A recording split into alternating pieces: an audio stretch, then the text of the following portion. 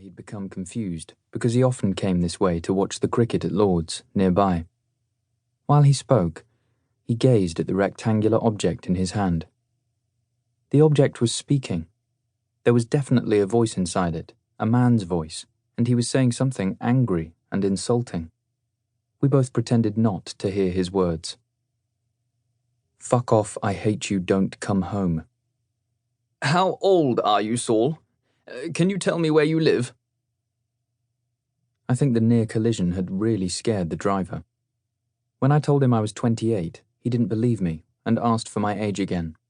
He was so posh he pronounced my name as if a pebble had been inserted between the roof of his mouth and his lower lip. His silver hair was slicked back with a product that made it shine. I, in turn, asked for his name. "Wolfgang," he said very quickly, as if he did not want me to remember it. "Like Mozart," I said, and then, rather like a child showing his father where he'd been hurt after falling off a swing, I pointed to the cut on my knuckle and kept repeating that I was okay. His concerned tone was starting to make me tearful. I wanted him to drive off and leave me alone. Perhaps the tears were to do with my father's recent death, though my father was not as groomed or as gentle as shiny, silver-haired Wolfgang.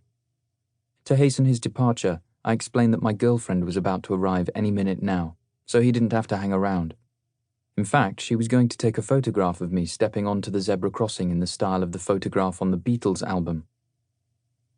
"Which album is that, Saul?" "It's called Abbey Road. Everyone knows that. Where have you been, Wolfgang?"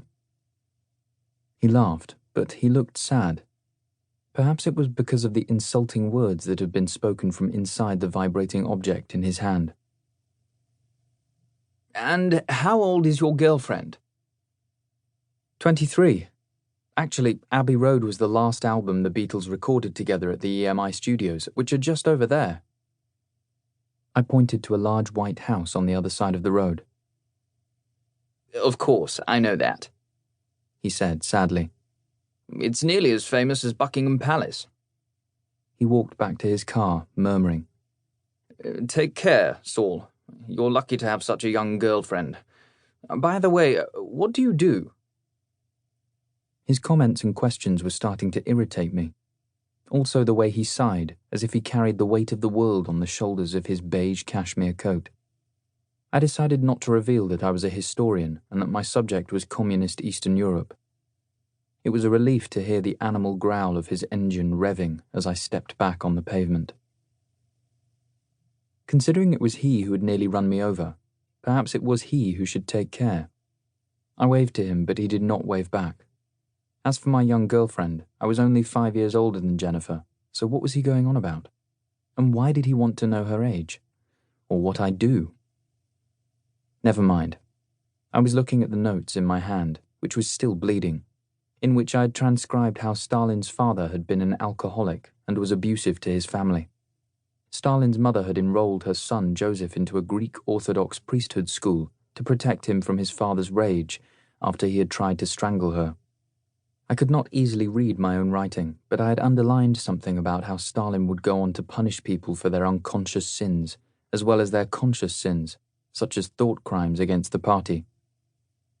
My left hip began to ache. "Take care, Saul. Thanks for the advice, Wolfgang." Back to my notes, which were now smudged with blood from my knuckle. Joseph Stalin, I had written this late at night, was always pleased to punish someone. He even bullied his own son, with such cruelty that he attempted to shoot himself.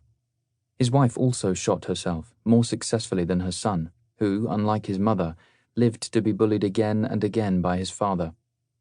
My own late father was not exactly a bully. He left that task to my brother, Matthew, who was always up for a bit of cruelty.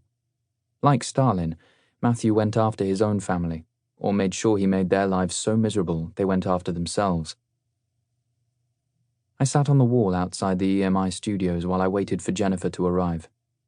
In 3 days I was travelling to East Germany, the GDR, to research cultural opposition to the rise of fascism in the 1930s at the Humboldt University. Although my German was reasonably fluent, they had assigned me a translator. His name was Walter Müller. I was to stay for 2 weeks in East Berlin with his mother and sister, who had offered